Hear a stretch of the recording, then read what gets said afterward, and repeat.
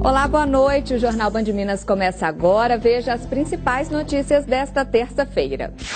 Suspeitos de matar jovem que se negou a participar de organização criminosa são presos. Teste de turbo termina em tragédia. Motorista que bateu em carro e matou 2 pessoas será julgado. Situação de abandono. Vistorias encontram problemas nos batalhões dos bombeiros. Sonho de muitas pessoas. Morar perto do trabalho é sinônimo de qualidade de vida. Agora, no Band Minas.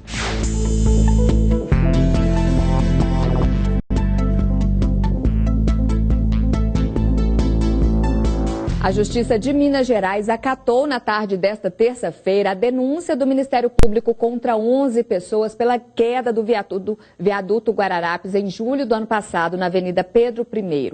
De acordo com o Tribunal de Justiça, agora eles se tornam réus no processo que vai julgar o caso. Entre os indiciados estão engenheiros e diretores da Consol e Covan, que projetaram e executaram as obras do viaduto. Funcionários da Sudecap, como o ex-secretário de Obras da Prefeitura, José Lauro Nogueira Terror. A partir de agora, os réus serão comunicados oficialmente sobre a ação para constituir advogados de defesa. A tragédia aconteceu em 4 de julho do ano passado no bairro Planalto, região norte de Belo Horizonte. A queda da estrutura matou 2 pessoas e feriu outras 23.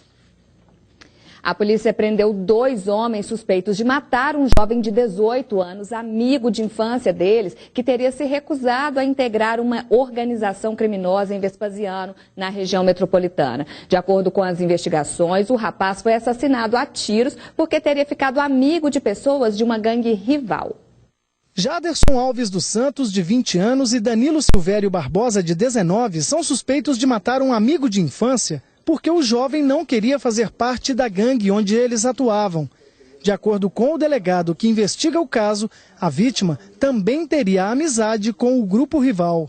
A vítima e os investigados eram colegas, pertenciam à mesma gangue, e a vítima teria feito amizade com indivíduos de uma gangue rival destes. Os investigados, não gostando da situação, pressionando a vítima a tomar um lado, acabaram por executá-la a tiros.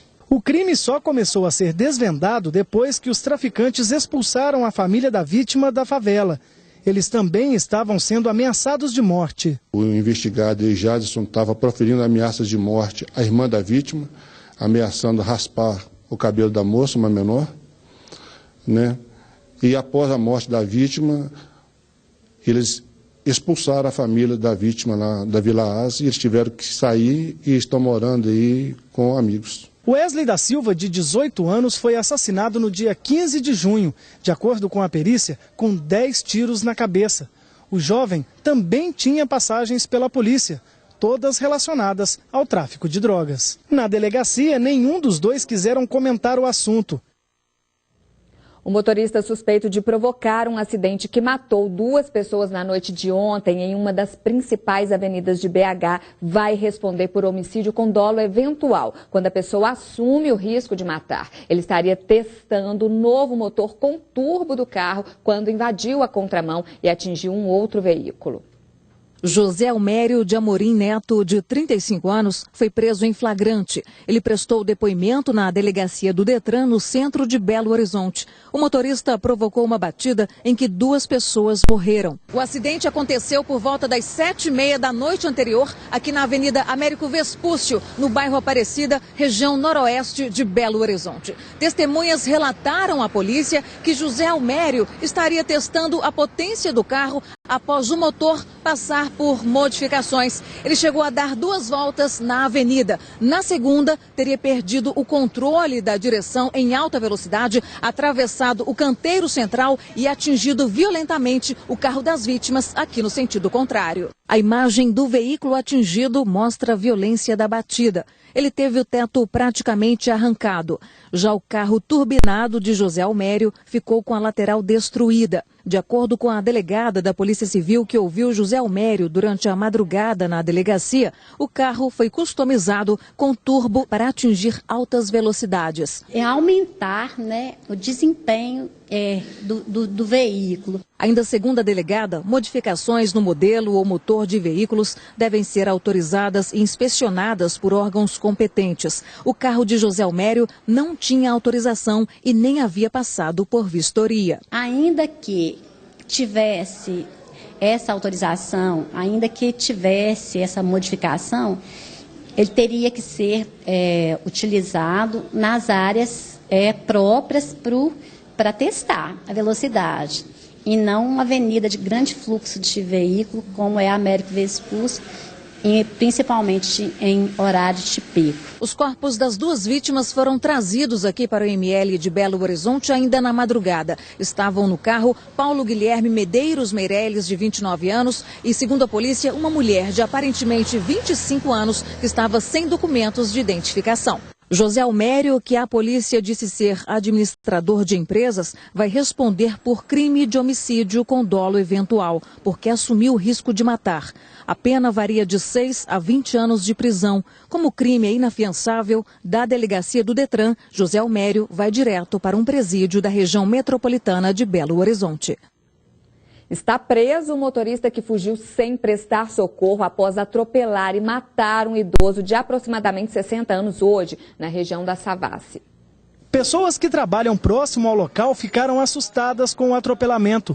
Rogério Nataliza Franco, de 55 anos, atravessava a rua Professor Moraes, na Savassi, quando foi atingido por este veículo. Dentro dele estava Paulo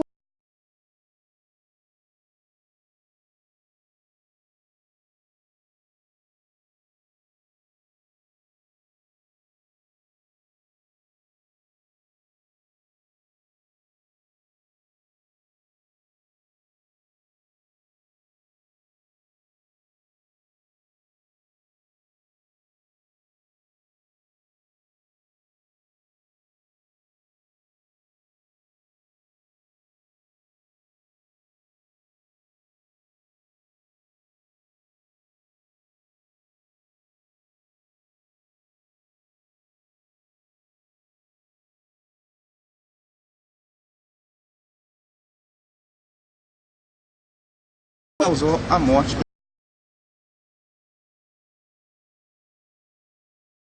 Para o IML. Já Paulo Henrique foi levado à delegacia do Detran. Ele vai estar sendo conduzido pela omissão e também pela prática do homicídio culposo na direção de veículo automotor. A perícia vai apontar se o carro estava em alta velocidade ou se o motorista passou pelo sinal vermelho. O resultado das causas do acidente deve sair nos próximos dias. Imagine o corpo de bombeiros sem equipamentos de proteção individual e com viaturas que não têm condições de uso. Difícil, né? Mas esta situação grave foi encontrada pela Comissão de Segurança Pública da Assembleia Legislativa de Minas durante vistorias nos batalhões aqui da capital. É de impressionar o estado de abandono destas viaturas do Corpo de Bombeiros. Fotos enviadas revelam a precariedade da estrutura da corporação. Equipamentos velhos, amontoados em quartéis, pedaços de viaturas e ambulâncias de resgate vazias. De acordo com o Comando dos Bombeiros, Minas Gerais tem uma frota de 1.050 viaturas. 40% delas, ou seja, mais de 400 unidades como estas aqui, estão quebradas ou paradas por falta de manutenção. Tivemos acesso às dependências do 1º Batalhão em Belo Horizonte. Estes equipamentos, usados em resgate aquático, por exemplo, estão parados, empoeirando por falta de bateria. Teias de aranha ligam uma viatura a outra. Ambulância de resgate abandonada. Viatura sem o giroflex. É importante entender que o mais interessante seria que tivéssemos um percentual maior para investimento, para que pudéssemos ampliar os serviços da corporação, fazer as reformas necessárias, comprar mais viaturas. Essa é a nossa necessidade. Ao lado da quadra, no 1º Batalhão, uma pilha de objetos entulhados. As condições de trabalho dos militares também não são as ideais. Veja o estado desse vestiário. E as queixas estariam indo além. Visitamos o 1º Batalhão, o 2º e o 3º Batalhão aqui na região metropolitana. E há muitas viaturas baixadas, há bombas estragadas que fazem a limpeza da água, né, que faz a purificação da água das piscinas onde há treinamento. a falta de cloro, a falta de equipamentos de proteção individual que é utilizado pelos próprios militares do bombeiro. De acordo com o deputado Sargento Rodrigues, há 8 meses o governo não repassa o recurso da taxa de incêndio à corporação. Além do mais, há um contingenciamento drástico da chamada verba de custeio, ou seja, aquilo que deveria fazer a máquina do Corpo de Bombeiros funcionar. Se nós tivermos hoje 2 acidentes de grandes proporções em situações em regiões distintas, nós teremos enorme dificuldade. Para discutir essas denúncias, uma audiência pública foi realizada na Assembleia. Segundo o comando da corporação, nos últimos 6 anos, a arrecadação com a taxa de incêndio de R$20 milhões caiu para apenas 5 milhões. Em nota, a Secretaria de Estado da Fazenda de Minas Gerais informou que no período de janeiro a julho deste ano foram repassados mais de R$23 milhões ao Corpo de Bombeiros do Estado, referentes à taxa de incêndio. A seguir, blitz em educativas conscientizam motociclistas em BH. E ainda, crescimento do número de radares na capital pode virar assunto de CPI. Agora 7h01, a gente volta já. Jornal Band Minas. Oferecimento